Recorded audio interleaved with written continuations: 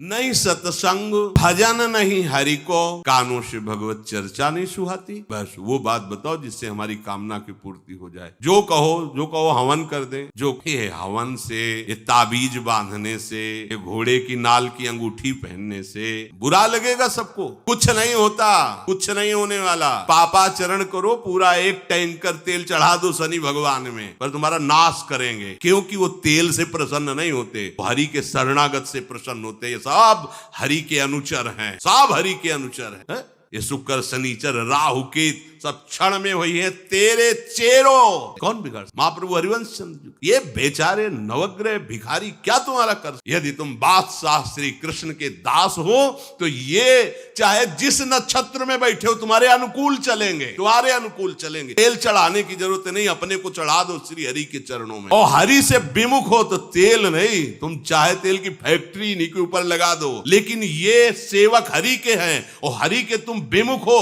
तो ये प्रसन्न हो ही नहीं सकते, तुम्हारा पतन ही होगा। पर ये संसार समझता नहीं। भगवान नाम से मतलब नहीं, भगवत आराधना से मतलब नहीं। अरे भाई ये लोकपाल हैं, जानते हो भक्त को भी काम क्रोध क्यों सताता है? ताकत नहीं इनकी प्रवेश कर जाए, अहंकार है। और भगवान को अहंकार अच्छा नहीं लगता, इसीलिए भगवान के सब दूत हैं, चढ़ बैठते हैं। देख तू कितना बड़ा साधक, कितना बड़ा भजनानंदी, दिखा हमें। अब फेल तो मैं भगवान की शरण, तो हो ना भगवान की शरण। और भगवान की शरण में हो जाए तो यही महासुख प्रदान करने लगते हैं, और कोई नहीं, इन्हीं के लड़का बच्चा है। द्वारिकाधीश के पुत्र रूप में कौन प्रकट हो रहा है? भगवान कामदेव। प्रद्युम्न अवतार है, साक्षात कामदेव है। कामदेव साक्षात आ रहे हैं। प्रभु से विमुख हो कोई हमारा सहयोग कर सकेगा? कोई नहीं कर सकता। अगर करने गया तो वो भी उल्टा टंग जाए। ये भी बात समझ लो। भगवान देख लो, हम आपको उदाहरण बता रहे कि तो कैसे काशी नरेश, पौंड्रक सब मिलकर भगवान के विरोध में हुए। भगवान ने सुदर्शन चक्र को छोड़ा, उद्धार। और काशी नरेश का पुत्र था सुदक्षिण, उसने विचार किया कि ये तो बहुत बड़े अपमान की बात। भगवान शंकर की नगरी में रहता, काशी में, काल के भी महाकाल हैं। पंडितों से कहा ऐसा उपाय नहीं कि हम द्वारिका को भस्म कर दें। बोले है, भगवान शिव के ऐसे ऐसे मंत्र हैं कि विनाशकारी भी तो है ना, वो बहुत सुंदर भी है। कर्पूर गौरम करुणावतारम संसार सारम, करुणा के स्वरूप है। आशुतोष नाम है। एक चुल्लू जल ऐसा कोई देवता नहीं मिलेगा। तो संसार में कोई देवता नहीं खाता, वो इन पे चढ़ाए जाते हैं। अकौड़े का फूल, धतूर का फल, ये कोई पाता है? इतने से वो प्रसन्न। इसीलिए वो आशुतोष रीझ जाए तो पूरा नगर का नगर सोने का ऐसे दे दिया, लंका उन्हीं दे दी। और अगर दृष्टि बदल जाए, हनुमान जी बनकर पूछ में आग लगा को श्रीलंका को नाश। बड़े विचित्र हाँ है भगवान शंकर, विनाशकारी, द्वारिका को भस्म कर सकते। बड़े बड़े विद्वान बुलाए, काशी तो विद्वानों की नगरी। ब्राह्मणों की विद्वता तभी सार्थक है जब प्रभु में उसका समापन हो। विद्या कौन? जो भगवान से मिला। अविद्या कौन? जो अहंकार माया में लगा दे। उन विद्वानों की ये समझ में नहीं आया कि किसके विरोध में मुझे अनुष्ठान में बैठालना है। बैठ गए, अनुष्ठान शुरू किया। मंत्रों में ताकत तो है ही। भयंकर कृत्या प्रकट हुई, विश्व का विनाश करने की सामर्थ्य रखी। मंत्रों के द्वारा उसे प्रेरित किया, जाओ द्वारिकापुरी को ही भस्म कर दो। ये पता नहीं था कि द्वारिकापुरी ब्रह्मा की बनाई हुई नहीं, सारी की सारी शक्तियां ब्रह्मा की बनाई हुई चीज पर बिगाड़ सकती हैं, लेकिन चिदानंद धाम में इनका तो प्रवेश ही नहीं। अब दूर से द्वारिका में दिखाई दिया, भयंकर ज्वाला में कृत्य आ रही। तो भागकर भगवान के पास गए, प्रभु कोई भयानक मंत्र से आविष्ट होकर कृत्य आ रही जो नष्ट करना चाहती द्वारिका। घबराने की जरूरत नहीं, ना बताने की जरूरत। द्वारिका हर समय सुदर्शन से सुरक्षित है, और सुदर्शन कोई जड़ चक्र नहीं है, वो चैतन्य भगवत पार्षद है। जब जहां जैसा अवसर आता है वैसा वो रूप रख लेते हैं। एक को मारना है तो 100 अरे वाले, हजारों को मारना है तो 1000 अरे वाले, और अगर पूरा सिस्टम विनाश करना है तो अनंत अरे वाले सुदर्शन चक्र हो जाते हैं। और जब सेवा ये नहीं होती तो हाथ जोड़े भगवान के पास खड़े रहते। कोई जड़ वस्तु नहीं कि तलवार है भगवान की तो तलवारें बनी खड़ी रहेगी, नहीं, पार्षद स्वरूप है। आवश्यकता हुई वही कौमुदी की गदा सुदर्शन, ये सब दिव्य है। पांचजन्य सुदर्शन चक्र सेवा में थे। भगवान ने आदेश किया, देखो क्या है। सुदर्शन चक्र ने दौड़ाया कृत्या को, वहीं चल जहां से आई वहीं ले गए, जहां पंडित लोग सब सावधान। मंत्र से अपने को सुरक्षित किए। ये बड़े खतरनाक अनुष्ठान होते हैं, जो मारण अनुष्ठान होते हैं, बहुत खतरनाक होते हैं। मतलब अगर सही माने में वो भगवत आराधक नहीं है तो फिर नष्ट भी कर देंगे, ऐसा नहीं। तो एक प्रसंग आता है कि एक शालिग्राम भगवान को नचा करके पैसे लेते थे। बहुत से लोग इकट्ठा हो गए, तो चमत्कार को देखने वाले संसारिक जन होते हैं, वैसे शालिग्राम शालिग्राम रखते, ऐसे करते, शालिग्राम ऐसे ऊपर उठते, ऐसे ऐसे नचाते लोग, अरे देखो भगवान इनके इशारे से नाच। एक भक्त तो उसी नगर में एकांत में भजन करते थे, बड़े सिद्ध, कई शिष्य उनके थे, भिक्षा मांगने हो गए, उन्होंने देखा आके गुरुजी से, उनका ऐसा भक्त कभी कर ही नहीं। भगवान का भक्त अपने भगवान को प्रदर्शन नहीं बनाता, ये तो कोई तांत्रिक है, ये कोई तंत्र सिद्ध आदमी है जो भक्ति का नाटक करके लोगों को ठग रहा है। बोले महाराज फिर आपको चलना चाहिए क्योंकि हजारों लोग उससे प्रभावित हो रहे। बोले हम गए तो उसका सब बंद हो जाएगा ये दुकान। बोले चलो ना, बड़ा ऐश्वर्य जमा हो रहा था, लोग भेंट, वो गए, बस अंदर से नाम जप करते हुए जो खड़े हुए, तो कोई भी उसका मंत्र उसी में देखे, फटे पुराने कपड़े पहने, तेज से चमकते हुए, तो उनका तुम चले जाओ यहाँ से। उनका नहीं, हम चले जाने के लिए नहीं आए, हम आपको बताने आए ये नाटक। ये लोग क्या देंगे, ये तो परम पद दे देंगे, शालिग्राम भगवान है, आप भगवान का ऐसा प्रदर्शन करते हो। लोगों का विरोध शुरू हुआ क्योंकि इतने बड़े संत जब बोल रहे तो सब लोग, अब उसको बहुत बुरा लगा कि हमारी तो सारी दुकान बंद हो गई। और एकांत में जाकर उसने मूठ का मारणता है मंत्रों से, एक खप्पर में आग जैसी जलती है, उसमें अभिषिक्त करके भेजा जाता है, जिसके पास भेज दिया गया वो। पर ये साधारण लोगों, भजनानंदियों के ऊपर नहीं, भजन वाले मत डरे, साप ताप रोग शोक, किसी का श्राप भी आपको छू नहीं सकता, कोई ताप, कोई दोष, कोई रोग, कोई मारण, कोई मूठ, किसी की सामर्थ्य नहीं। राधा राधा राधा, जिनके चरणों में सुदर्शन चक्र बसता है वो है किशोरी जी, तो लाल जो हाथ में रखते हैं ना, श्री जी के चरण चिन्हों में सुदर्शन चक्र है। वो मूठ गई महात्मा की कुटिया के वश, जैसे एक मक्खियां भिनभिनाती ऐसी आवाज आई, बस वैसे नाच रही। वो डेहरी के पास आए और उनका, हमारे दृष्टि में भगवान, आप में भी भगवत शक्ति, क्या हमारे में सामर्थ्य है, हम आपको अभी नष्ट भगवान के नाम में। कोई मंत्र नहीं पड़े थे, मूठ वापस हुई और मुंह से खून, सोच से कि उन्हीं के त्राहिमाम मच गया। फिर उनको लगा कि मुझे जाना चाहिए, उसकी रक्षा गए, भगवान नाम स्पर्श करते हुए इसे माथे, सब शांत। अब अवसर हम दे रहे हैं, अब नाम जप कर लो। नाटक चरणों में गिरा उसी दिन। तो सुदर्शन चक्र ने कृत्या को नष्ट नहीं किया, वहां द्वारिका में दौड़ाया। जब काशी पहुंची, तारक मंत्र देकर शिव करते, उस कृत्या को सुदर्शन ने नष्ट किया। और जितने ब्राह्मण थे सब करा दे, पूरी काशी में आग लगा दी। विश्वनाथ जी मुस्कुराए, नाराज थोड़ी। भगवत विरोध भाव लेकर के किसी भी देवता की आराधना करके कुछ नहीं होने वाला, किसी भी देवता। एक बहुत वो संतों को परेशान करता, धर्म सम्राट स्वामी श्री करपात्री जी महाराज, ये बहुत पुरानी बात नहीं है, उन्होंने संतों ने आगे बताया कि बहुत अपमान कर देता है। उन्होंने कहा ठीक, गए, हाँ भाई शुरू हो जाओ, इतना तुम्हारे पास तंत्र है, हम एक भी मंत्र नहीं बोलेंगे, दंड लिए हुई, हम एक भी मंत्र नहीं बोले, हम केवल खड़े प्रयोग, उसके तंत्र के प्रयोग ना। बोले अब हम प्रयोग करें? बोले आप धर्म सम्राट करपात्री जी हैं, तो मुझे रोक। अनंत सामर्थ्य, प्रभु से विमुख होकर कोई भी देवता बचा लेगा, ऐसा सोचना भी नहीं कि हम किसी की आराधना करके, ऐसा नहीं। भरत जी को, जड़ भरत जी को पकड़ ले गए, कहा बड़ा भ्रम है यार, वो जगत माता है, अम्मा है सारे जगत की, बकरे की बलि दे लेते, उनका बच्चा बकरा नहीं हुआ क्या? तो क्या ये छोटे छोटे जीवों को जो बलि देते हैं, क्या उनको ये पता नहीं कि ये उनकी अम्मा है? उनके सामने काट रहे हो, माँ तुम हमसे प्रसन्न होगी, काट लो, अभी अवसर आएगा तब तुम्हें पता चलेगा। बाजार सी लगी थी, उत्सव मनाया गया, उसे कहा गया था जो मनावे सो खाओ, जहां जाता अच्छे अच्छे पदार्थ खाता। बोले क्यों? बोले तुम्हें पता नहीं क्या? बोले नहीं। बोले बलि के लिए लाए गए हो। अब तो जलेबी मुंह की मुंह में रह गई। इसके बाद गड़ासा चले, आसपास देखा रक्षक इधर उधर थे, भाग लिया। अब रक्षकों ने देखा कि वो तो है ही नहीं, अब वहां कोई फोटो थोड़ी खींची गई थी कि बलि किसकी चढ़ानी है। और वो भागे, जड़ भरत जी ब्रह्माकार वृत्ति, इन्हीं को पकड़ ले गए, बढ़िया तगड़ा तंदुरुस्त है। दस्युराज ने कहा बलि बुलाया गया, हाँ महाराष्ट्र देख के प्रसन्न, तेजो में ब्रह्माकार वृत्ति। बोले स्नान करवाओ, सालों से स्नान नहीं हुआ तो को उपटन लगा के स्नान करा, खीर पुआ रबड़ी रसगुल्ला सामने भोग लगाओ, दबा के। वो तो भगवान के प्रेमी भक्त है, ब्रह्माकार स्वरूप है, अपने स्वरूप में स्थित। बोले गर्दन झुका, भरत जी अंदर से खीर खाया ना, गर्दन भी झुका, गर्दन भी कटेगी। भक्त की गर्दन यदि श्रद्धा से झुके तो ठीक, अगर जबरदस्ती से झुका दिया तो तुम झुकाने लायक नहीं रह जाओगे, क्योंकि ये गर्दन अब गर्दन नहीं, ये किसी और की शान बन। भक्त की गर्दन किसी की शान है और वो उनकी शान है जो सबकी जान है। देवी जी की मूर्ति में आग लग गई, दाह शक्ति पैदा हो गई, जे ही जड़ भरत जी का शरीर ऐसे किया, हाड़ करके मूर्ति भद्रकाली प्रकट हो गई। और जो गड़ासा काटने, उसी को उठाया, काट काट के उन्हें। भरत जी ने देखा जब कोई काटने वाला नहीं है तो बोले ठीक है अब चलो पचाने के लिए टहलते, चल दिए,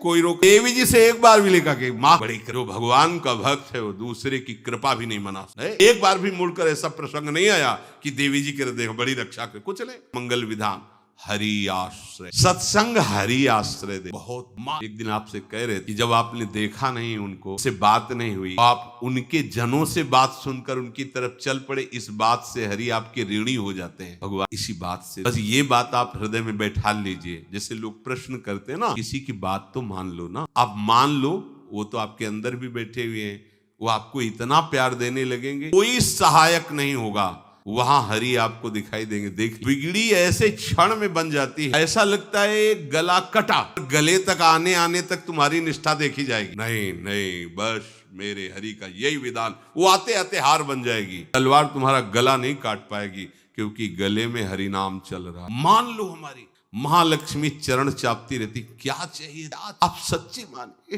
क्या मतलब कितनी मलिनता छा गई। हम इसको मार देंगे तो 2 लाख रुपए मिल जाएंगे, ये कर देंगे तो।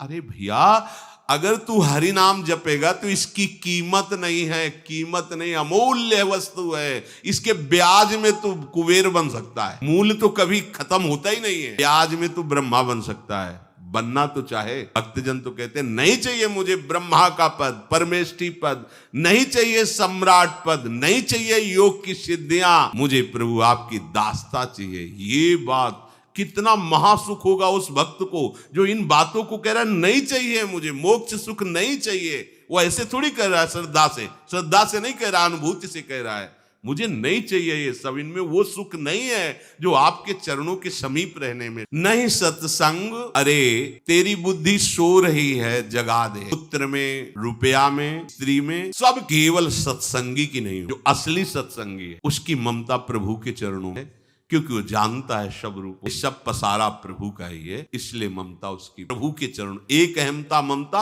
ये जग में है दुख जाई, ये जब श्री जी की ओर लगे तो होत परम जाग जा। जैसे स्वप्न में हम देख रहे हैं कि समुद्र में डूब रहे हैं, अब जागृत में आसपास सैकड़ों नाव लगा दें तो बच जाएगा क्या वो, क्योंकि वो तो सो रहा है। अब हम नाना प्रकार के तैराकों को बाहर तैनात रखें तो उसको कोई सुख मिलेगा क्या, क्योंकि वो स्वप्न में।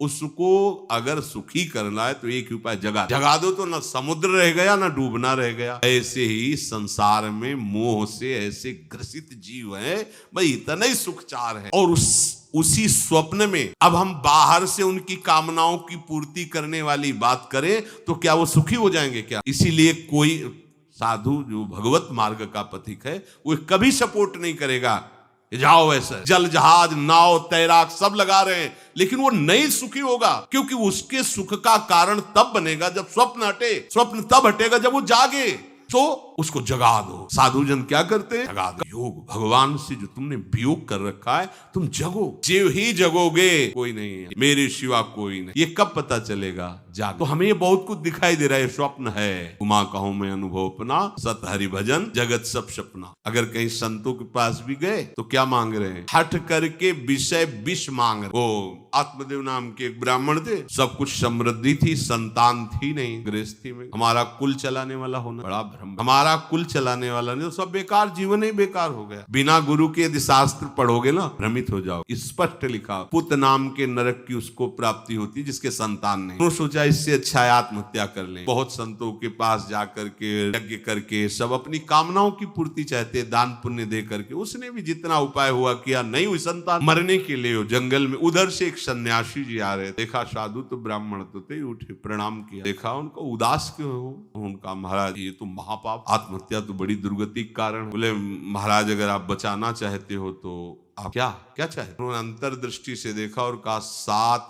जन्म तक तेरे पुत्र नहीं भाग्य में तेरे। तो उसने कहा फिर तो अभी मरते हैं, आत्महत्या करते हैं, 7 जन्म की बात, हम 7 दिन नहीं, हमें पुत्र चाहिए। संत का दया देखो, जिनके पास तपस्या और भजन का धन होता है, जब भगवान अधीन है तो कुछ भी कर सकते।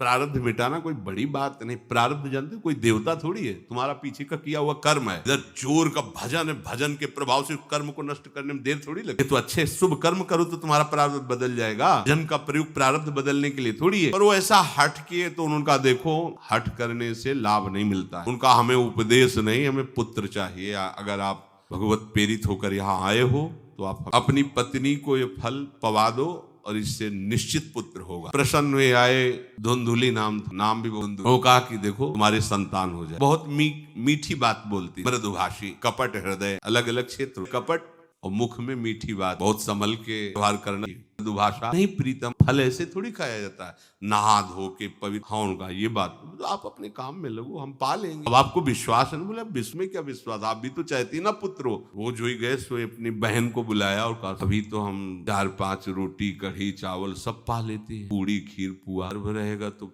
पेट तो उसी से भरा रहेगा, तो हमारा भोजन रुक जाएगा। हाँ ये तो बात है, पेट बढ़ेगा, अगर घर में आग लग गई तो फिर हम भाग नहीं पाएंगे, तो हम जल जाएंगी। ये निगेटिव सोच वाले लेते तुम्हारा हम खाएंगी तो है नहीं, पक्की बात, करें तो क्या करें। पंडित जी को कैसे सब, तो उनका देखो हमारे गर्भ है, हमारे कई लड़के हो चुके हो, गरीबी है ही है हमारे यहाँ, हम कुछ पैसा दे देना और ये नाटक करना कि मैं गर्भवती हूँ, बच्चा समय होने पर हम पहुंचा देंगे, हम घोषित कर देंगे हमारा बच्चा मर गया। तो पंडित जी को तुम नाटक में बताते रहना कि गर्भ है, बच्चा हो जाए, पंडित जी कह देना बच्चा हो गया है। बोले दूध पिलाने की समस्या है, बोले ये तुम कह देना कि पहला बच्चा है, हमारे वक्षा स्थल में दूध नहीं, हमारी बहन का था तो मर गया बच्चा, तो उनको बुला लेती। तो परीक्षा के लिए फल गाय को खवाया। ठीक समय पर गोकर्ण जी पिते जो मैं बालक कान की गाय के बड़े ही विद्वान, कहा था 7 जन्म तुम्हारे भाग्य में, बच्चा नहीं तो नहीं है। देखा गाय उधर उनके जो बच्चा पैदा हुआ वैसे ही नाटक के द्वारा पहुंचा दिया गया, वैसे ही पूरा जैसा पहले पक्का हुआ। अब उसने कहा कि हमारे तो स्तनों में दूध नहीं, हम अपनी बहन को बुला लें, उनका बच्चा मर गया। हाँ हाँ हमारा बच्चा स्वस्थ होना, आप बुला लो, उसको हम धन भी देंगे, वो हमारे बच्चे की सेवा। अपने नाम से जोड़ करके उसका नाम रखा धुंधकारी, धुंधुली। अब जैसे ही वो अवस्था बढ़ती गई तो उसके पापाचरण बढ़ना शुरू, बच्चों के साथ खेलता, खेलते हुए बच्चों को उठा लेता और कुएं में डाल देता। घोर जब और बड़ा हुआ, माता जी को अपने डंडों से रोज पूजन करता, पिताजी को गाली लात थप्पड़, पिताजी तो रो पड़े।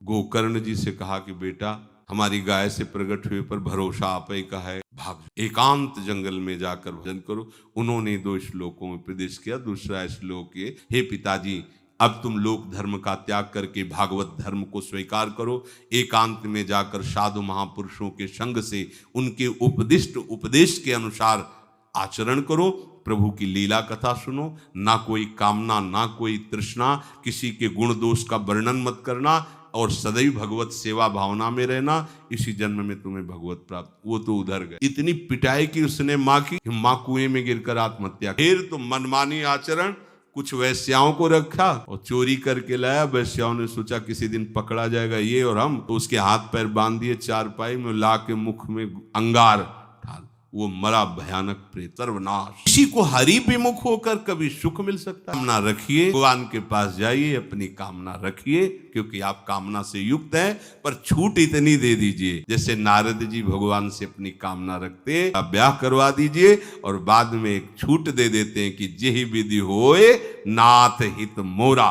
तो हरि को अच्छा लगेगा, गुरुजनों को अच्छा लगेगा कि इस कामना से इसका कोई जीवन बाधित नहीं होगा, वो पूर्ण भी कर देंगे। और अगर लगा कि इसका पतन हो जाएगा तो आप रोते रो तो भी कामना की पूर्ति नहीं करेंगे। उत्तम बात तो ये है कि कामना वो सर्व, किसी का अन्य आश्रय अन्य बल ना लेते हुए अपने श्यामा श्याम के चरणों का आश्रय लेकर निरंतर भजन करो, तो ये अनुभव हो जाएगा कि सुख किसे कहते हैं। अभी तुम्हें परिचय ही नहीं मिला, सुख किसे कहते हैं। सुख सच्चिदानंद है, सुख एक रस है, सुख अविनाशी है, वो सुख सदैव बढ़ता रहता है, घटता कभी नहीं। एक रस होते हुए भी प्रतिक्षण वर्धमानम है, कभी कभी अंत नहीं होता इस सुख का। ऐसे अनंत सुख के लिए हमें मनुष्य जन्म मिला है। प्यारे इसे मत खोइए, हर समय राधा राधा राधा राधा राधा, और किसी को दुख मत दीजिए, कोई गंदा नशा मत कीजिए, कोई गंदे आचरण मत कीजिए, गंदा भोजन मत कीजिए जिससे अन्य जीवों को कष्ट हो, ऐसा कोई भोजन स्वीकार मत करो। इसी जन्म में आप देख लेना, इसी जन्म में आपको वो वस्तु मिल जाएगी, निहाल हो जाओ। हम किसी पक्षपात की बात नहीं करते। अगर इस छाती को बचपन से अभी तक ऐसा, तो हम कह देते भाई आगे कुछ भी हो, कोई भी हमारी गलती हो, हम ये मान सकते हैं, पर हमें ये पता चला कि बचपन से आज तक जलता ही रहा, कभी शांति नहीं मिली, भागता ही रहा पर कभी विश्राम नहीं मिला। ये आपको कह रहे हैं, जैसा प्यार प्रभु निहाल कर दिया प्रभु ने, पूछो बस, यहाँ वाणी मौन हो जाती है। प्यारी जू तो प्यार, हम ही नहीं, वृंदावन आए, राधा किशोरी जी के घर में आए और उनकी चर्चा सुन रहे हैं, उनके सिद्धांत सुन रहे हैं, कहीं ना कहीं आपके अंदर उनकी तरफ बढ़ने की इच्छा भी है। ये बहुत बड़ी बात है। बस इस इच्छा को, इस आशा को इतना बढ़ा लो कि कोई इच्छा न रह जाए, कोई आशा न रह जाए, हर समय निरंतर नाम